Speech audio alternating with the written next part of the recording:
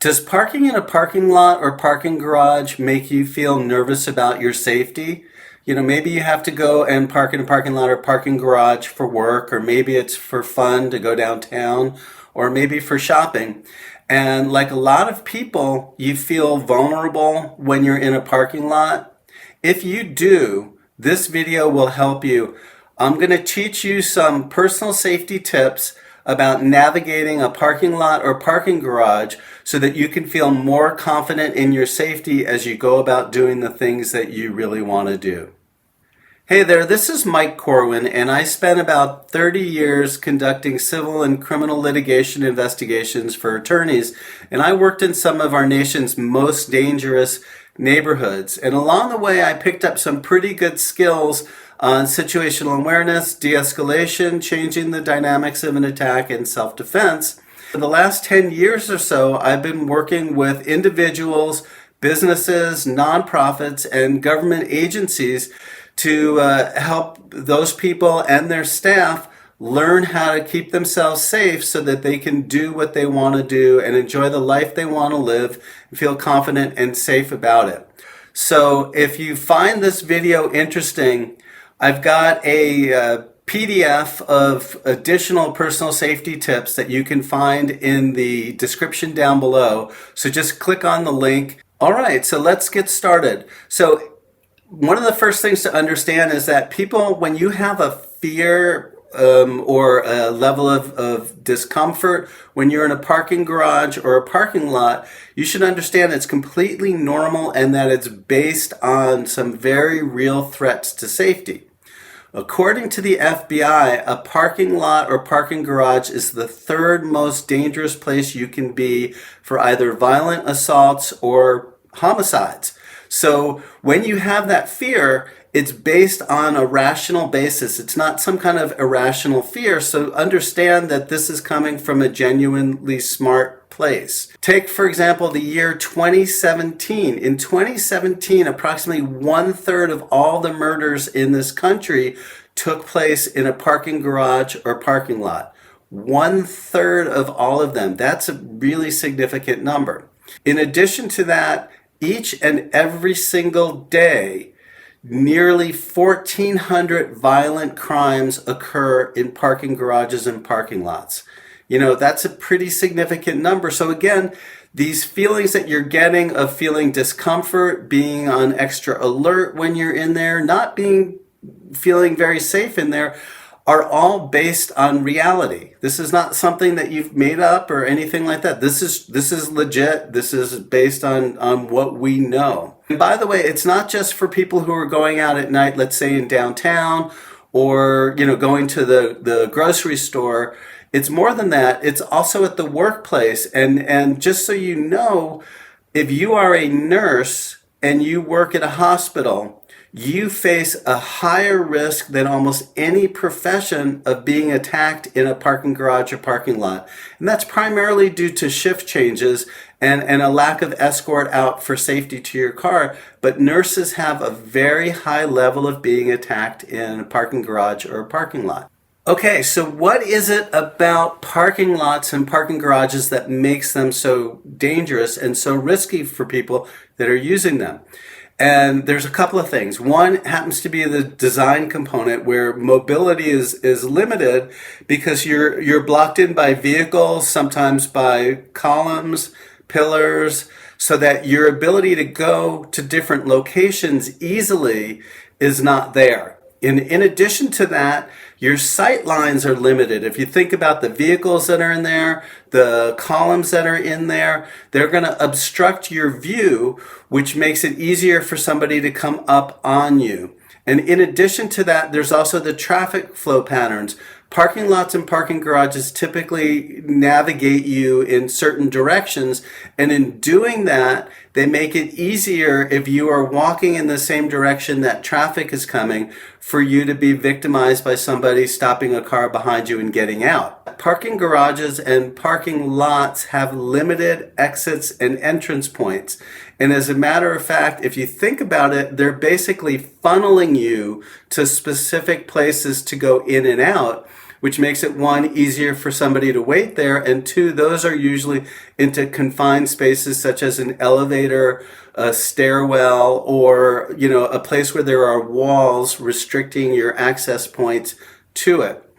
Parking lots and parking garages are designed to make it to worry about the flow of vehicles, not about people. So when you're looking at it, it's very easy for a person to go in and out on foot from a parking garage, particularly somebody from the public can just walk right in, whereas they restrict access to vehicles. They might make them go one at a time. Maybe they have to purchase a ticket, or maybe they have to scan a card. So they're basically controlling the flow of vehicles while letting the members of the public just walk in and out at will. In addition to that, lighting is often really insufficient in a parking garage or a parking lot, particularly at night. Now, it doesn't mean that they're not set up to initially have good lighting, but how many times have you been in a parking garage where all of the lights are working? Not too frequently. In addition to that, they don't necessarily get a lot of natural light from the outside, so that you're getting, you have lower light, and lower light lends itself to violent attacks. And then finally, there are security cameras, which are great, except that, one, they need to have somebody who's actually monitoring them in real time, or they're not going to be of any benefit to you. They can work after the fact, but they're not going to be a benefit to you at that point in time. And in addition to that, a lot of times the security cameras have blind spots. So while security cameras are good, they're not necessarily covering the areas that they need to cover. Okay, so here we're looking at a pretty typical view of a parking garage. And you'll notice to your left, you can see a car and a couple of columns that are really close to each other, and then some extended columns down the line. And on the right side, you can see some cars kind of set back from the flow of traffic. You can see some columns. You can see the traffic flow arrow directing you. And from the looks of it, this garage, you're going to be going to exit the garage by going to those doors that are straight ahead. Now, a couple of things to consider. When you walk in a parking garage, you don't want to walk to one side or the other, because one, it makes it easier for somebody to access you from either a vehicle or from behind a column, or where those double columns are, there's a little tiny building right in there that, or a little room that can really obstruct your view of someone being there. In addition to that, when you walk down the one side or the other, you can actually make it a little bit easier for somebody to hop out of a car. So in this situation, you're actually best not walking down one side or the other, but kind of walking down the middle, pretty much about where the arrow is. Now, if a vehicle comes up to you, then you're going to have to go one side or the other.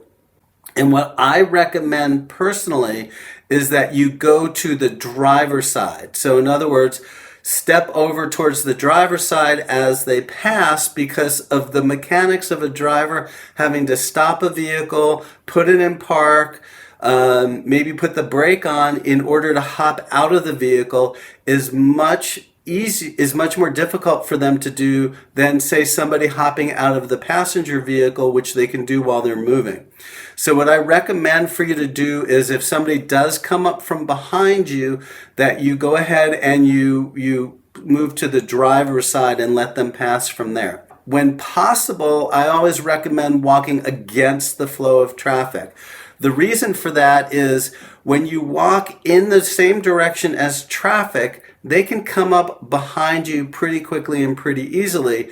When you walk against the flow of traffic, you see what's coming. And then in addition to that, with each step you take, you are actually gaining distance, and they have to travel a little bit further. One of the things I think is really important when you pull into a parking lot and parking garage is you should always take a couple of minutes, or not a couple of minutes, a couple of moments, to kind of look around you as you approach. I know that we're busy looking for our parking spot, and that's where our main focus is.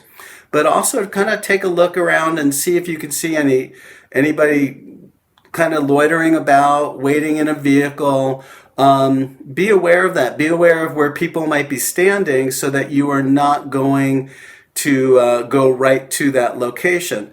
And then once you get there and you get out of your vehicle, go ahead and look around. Go ahead and turn your head, go side to side, look for where you can see people, and also look to where you hear a vehicle turn on. If you hear the ignition start up, pay attention to that because it means somebody can come up on you. Now, what if you're coming out of the garage and you come back up and you come through that door and you're walking back to your car? Now, in this video, you would be doing what I suggested, which is walking against the flow of traffic.